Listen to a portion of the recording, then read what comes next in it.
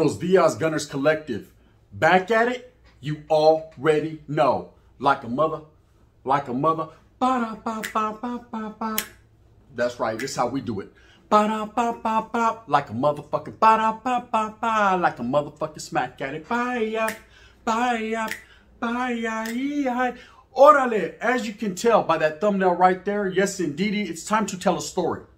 In a menudo style in a direct fashion, I'm going to get into a real story, something that really happened, something that took place in the year 1997. And oh, did it impact my family? Did it impact me personally? Yes, indeed. I'm about to write graffiti on the bus. It's a real life story of something that happens in everyday life, but something that impacted myself, right?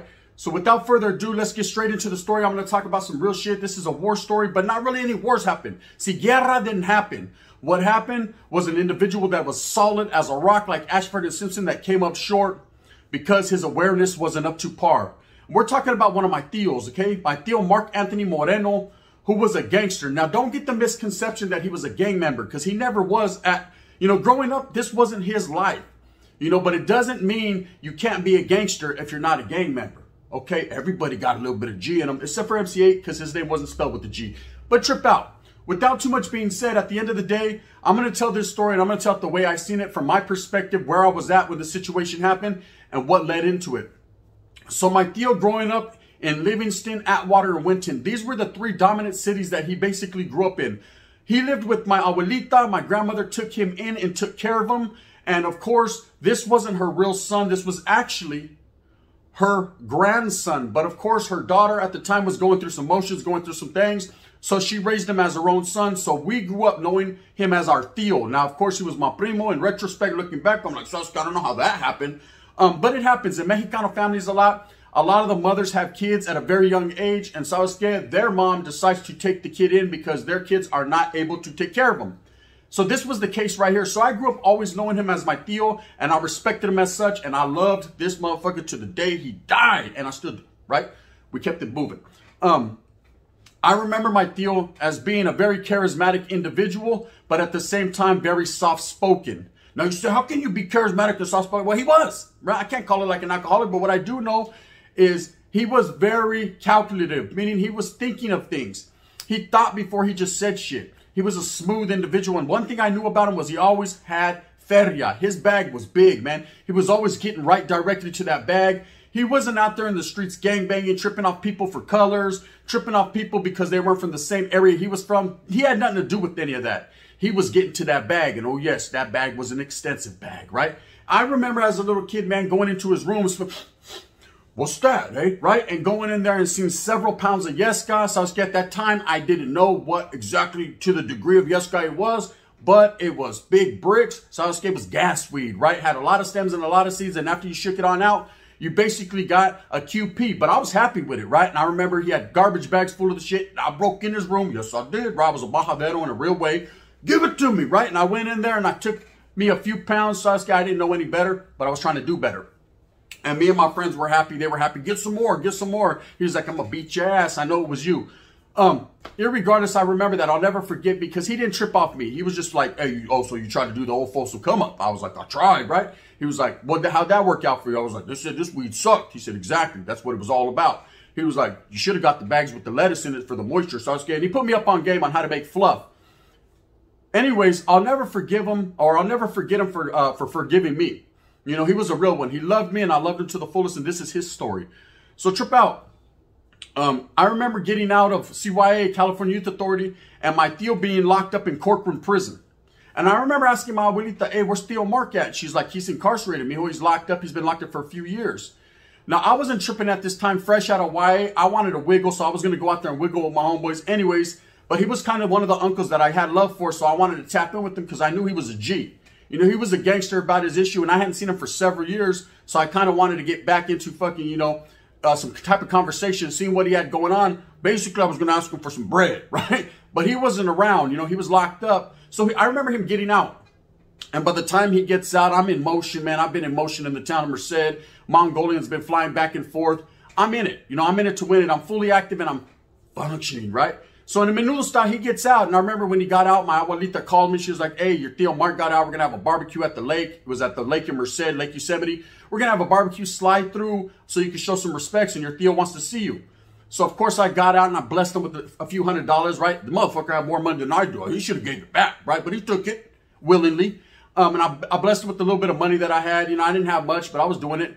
And he was like, hey, what's going on? And I remember he had shorts on this day. He had shorts on. He's like, let's go jump off the fucking bridge and let's go swimming and shit. So I was like, yeah, I'm with the business. So we're mobbing. And as I look, he starts walking ahead of me. I'll stop. You know what I mean? I hit the brakes one time for my mind because I looked down at his calf and this vato got a big old Fresno bulldog on his calf. I said, hold on here. Hold on. I'm so disgusted with you. I don't know what to do, right? I was shocked because my Tío had never been from a gang prior to this. So I stopped before I ever hit that water and I said, hey, what is that on your leg? He said, oh, that's a perro. Let's keep it pushing. I said, no, hold on. Keep on moving. He was on his soul to soul shit. I was like, nah, nope, hold up. That right there, that shit right there you got on your leg says that you're a bulldog. When did you ever live in Fresno? This is what I want to know. So I was like, did you move to Fresno in between me being incarcerated? And then he gives me the story. The story goes like this. You know, he was a non-affiliate. He was a non-gang member. So when he got to county jail, falling out of the little town of Atwater, the first place they try to place him was in the Sureño block, right? Of course, he doesn't know any better. So he tells him, hey, I'm not a South Sider. I'm not a Norteño. I'm not nothing. I'm just a Mexicano. I'm a Chicano. And the placas were befuddled. Like, where do we put him? So at first they decided they're going to put him on the southern block and they put him in a cell. And of course, the Sureños embraced him, but they didn't consider him a resident. He was just a vato from Atwater. A lot of people knew him. He was out there making moves. He was out there making money. So they looked him at as go-getter, as a D-boy. You know, he was chasing that bag. He was getting to that bag quite extensively. No one tripped off him. And he was there for a few months when they decided that for no other reason, they should put him on the GP block, which is basically a different block from the active blocks. You had the active Norteño block in Merced, the active Southsider block, and of course GP, which at that time, I forget what bill, if it was 4 block, I think it was 4 block. So they ended up throwing him there. So he's kicking it. He's just a Mexicano. He's getting love from everyone. He's doing his time. Well, eventually they ship him from there to Wasco. Why he went to Wasco and to what degree of Wasco he went, I can't call it like an alcoholic, but that's where they slid him to. And at the end of the day, he's going to do his time wherever they would put him. So they put him in Wasco, right? And of course, anyone that knows better will do better. Will tell you that Wasco is where the Bulldogs used to go for basically receiving. This was their reception. So of course he gets put on a compa, he gets put on a yard with the gang of Bulldogs, and he starts to embrace them. They start to embrace him. They're showing him canalismo and love because he tells them, hey, I ain't a Norteño, I ain't a Sureño, I ain't with none of that, bro. And he starts to get indoctrinated into the Bulldog plight, meaning the Bulldogs got love for him. They're showing him love. So eventually he gets pulled into the fold as becoming a Bulldog. Not a Fresno Bulldog, but a Bulldog, right? And so, and little did I know it was like that at the time. You could be from anywhere, any town, any city, and become a perro. This is what happened with them. The indoctrination was real, and he felt that if for no other reason, he should rock with the Bulldogs. He liked that the fact that they were against the grain. He liked the fact that they weren't taking shit from nobody. He liked the fact that they were doing their own thing, and this was his thug wiggle. And at the same time, I will say this, him not knowing about the Norte or the Sur and not really being involved in that, it didn't matter to him. This is what he became. So to this day, the wind's blowing. I don't know why, but he did that, and I ain't mad at him. So anyways, kicking back with the Federals, he starts to embrace, like I said, their teachings, their understandings, and he gets this big old Bulldog blasting on his leg, and he gets out. Now, quite contrary to what people would think is that he's going to push this movement when he gets out, Charlie. That was just the in-prison thing. The Vato did what he had to do to maintain his safety and security in prison, and now he gets out with no intentions to rock the Bulldog thing, but he had love for him. So I remember he used to tell me, and we used to joke after that, you know, a couple of days later after fucking I found, okay, you're a perro, my, right? So that's good. Your bark fucking bigger than your bite, right? He would play with each other. He'd be like, yeah, you should have been a Bulldog. Whoa, whoa, whoa, whoa, whoa. Anyways, I remember him swooping me up in his 65 Impala. He had a clean ass 65, all green on gold. And we're going to get to the story on all that, on how he gave it to me, but my dad burnt me for it, right? Anyways, my primo was a Southsider from Atwater. Here I am, a Norteño from Merced, and he's a Bulldog. Man, what do you get when you have all three? 3 vicious-ass motherfuckers that'll get you, right? So we used to mob. Anyway, so what happens is my Tío quickly gets to the bag, and he starts getting involved in the D game again. And I'm not asking his business. I'm not knowing his business. He did a lot of things. Everything he did was chasing the bolsita, saca la bolsita. He was about his money. He wasn't about gangbanging. He wore pants. He wore Ben Davises, but he wasn't out there telling everyone, hey, look, it's a Bulldog thing. So no one would know unless they seen him with some shorts on. ¿Sabes qué? And no one was tripping. Anyways, I remember Vato giving me a call. At this time, I'm with one of my baby mamas, my first baby mama, you know, and I remember him giving me a call, and I had a 69 Impala at this time. I had just copped it. I was all happy. It was my first Impala. I didn't know how to act. It had shaved door handles. It was green. It was clean. My mug was on mean, you know what I mean? I was trying to get on the in-between, and I'm doing my thing, and he had the 65, and my other primo had a 72, the Glass House edition, right? It was clean. And I remember him calling me over, and you got to understand, my uncle had his hand in the honey pot. He was into a lot of different things. So I remember him calling me over. I get to my grandmother's house. He still lives with my abuelita. He did to the day he died. You know, all this money, and the motherfucker would not move out, right? So I get over there, what's cracking? And I walk into his room. I tell my grandmother, she's in the room watching a novela. Esmeralda, knitting, doing her thing. Mijo, are you going to come over so I can go to bingo? Simone, I got you. I go, where's Theo at? She's like, he's in the back. I don't know, but it was loud there before all night because I think he has a woman in there. Oh, is that right? Well, let me go see what this motherfucker's up to, right? What he was up to was something I'll never forget. As I opened up this door, there's about 6 or 7 naked, butt naked. The wind was blowing. You know what I mean? Mamones were flowing, right? Butt naked hyenas in there, Mexicanas that can't speak a lick of English, and he's sitting there like a big old kingpin talking about, you want some? Get some. I said, nah. He was like, come on, man. Remember, you're a Norteño. Can't stop, won't stop. I'm like, what's happening over here? Well, you know, let me shut this door. My baby's mom's outside in the car. Ooh, wee, right? He was like, go drop her ass off and come on back. I was like, I might just have to do that, right? What is going on here? What was going on here was he was also known as what you called a coyote, meaning he would go to Mexico and try to bring gente over. It just happened that this time he brought a batch of hyenas over, and so the game was getting a little thick. It was getting a little crazy, and I quickly went and dropped my baby mama off, right? And came on back.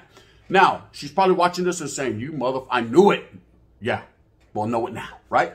Anyways, I dropped off, came back. Of course, my primo also lived in the house, who was a Southsider of the Atwater. I walked in, he's wearing nothing but fucking blue Cortezes, ankle socks, and fucking boxers. He's been there and done that already. He's like, oh, you going in the room? Of course, right? And anyways, I'll never forget that day, man, because my Theo was like a big old fucking kingpin kicking it. I love that motherfucker. Anyways, so what happens is about the same time, I'm getting incarcerated. I'm out there smacking people as an active gang member. I'm doing my own thing. We all had our 3 individual lives. Well, my Theo starts to get into the dope game where he's quite extensively moving a lot of product, right? Let's just say that. And he has some homeboys. Now, my uncle wiggled like this. He had a lot of active Southsider homeboys from Atwater and Winton. Growing up in Winton, Atwater, and Levi's, he had a little bit of everybody, meaning everybody got love for him. Okay, but these vatos, somewhere along the line, these vatos found out that he was a perro, or he was claiming perro, and they were going to use this against him, so help him God, right? Little did he know, one of his homeboys, and I'm not going to say their names, man, because, you know, this investigation is not ongoing, but it doesn't need to be put out there like that. Let's just say that he picked up one of his homeboys who was an active Southsider at the time, and they were supposed to go out and meet some active Southsiders in Salas, supposedly, to go drop a couple things off, a couple big things. And, of course, my uncle, a gangster, like I said, not a gang member, had him a 40 cal thing under the seat. And so they wiggle in his 65 Impala to go, you know, do this thing in Salas. The city of Salas. Now, his antennas should have been up when the vato said the city of Salas. Motherfuckers mention Salas and the hairs on my neck go up because I know the city of Salinas is no joke. They're really active and they function right there in Salas. And that's a fact. No disrespect to the city of Salinas, but they're with the business. But anyways, he's not tripping. Like I said, he wasn't into the gang politics like that, man. He was just trying to get some money. He was trying to make $1 out of 55 cents. The motherfucker he had more than us, more than 15. So anyways, he picks this vato up, and they wiggle out there. Unbeknownst to him that this Southsider, him and a couple active Norteños had been in communication, man. And this was the old Folsom setup.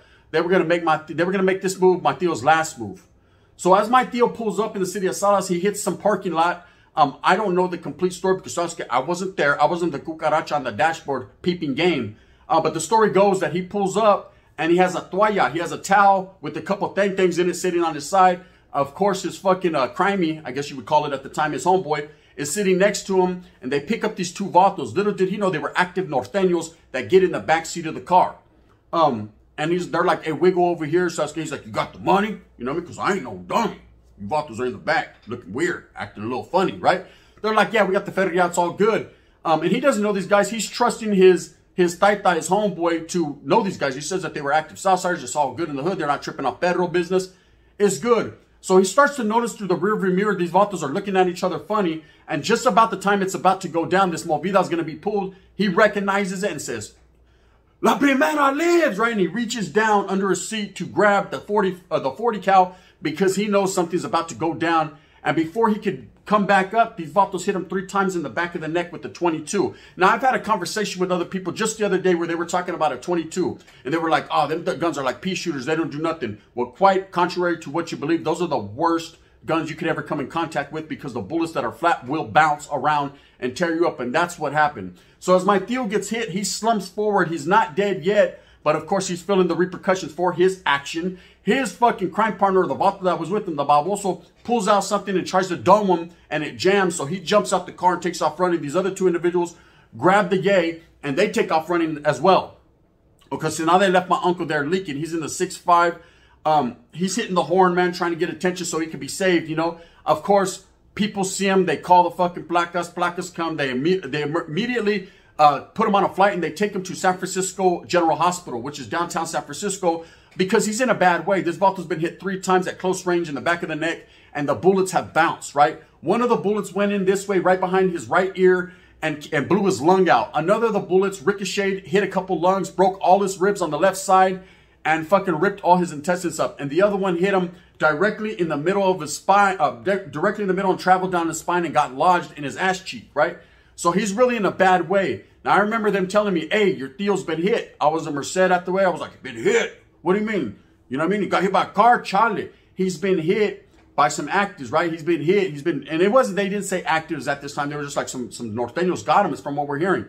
Oh, shit. So I remember all the familia going to San Francisco. And when I seen my tío, his fucking head was this big. His body was that big. He looked like one of the clumps. You know what I mean? He looked like Eddie Murphy. Hercules. He was fucked up, right?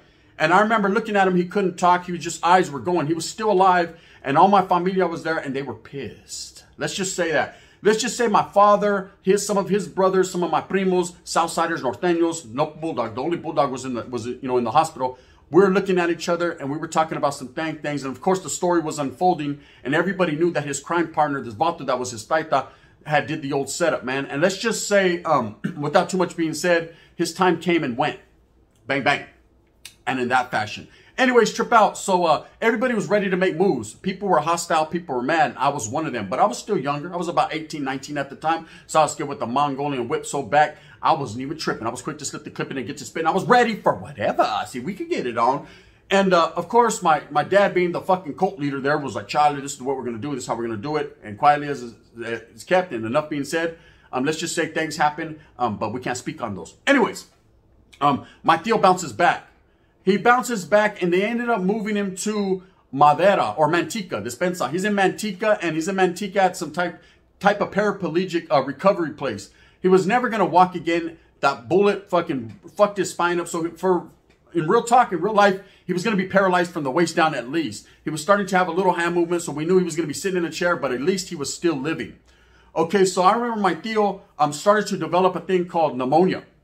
Okay, he got pneumonia, and him only having one lung because one of his lungs was blown out, he couldn't fight it. So he's sitting there on his deathbed, and I remember going to visit him, and I remember him saying, my grandmother's right there, and she's asking, you know, we know he's gone. He's going to be going. We're hoping he can fight through this, but at the end of the day, if you're a gangster, man, the gangster shit's not going to help you, man, whenever you're going through pneumonia and you're very, very sick. You know, but he still was a G to the end. He was keeping his muzzle on lock. He told us what happened. The placas came to investigate. He told me, I can't call it. It was a motherfucking Africano that got me, right? He wasn't trying to give up nothing.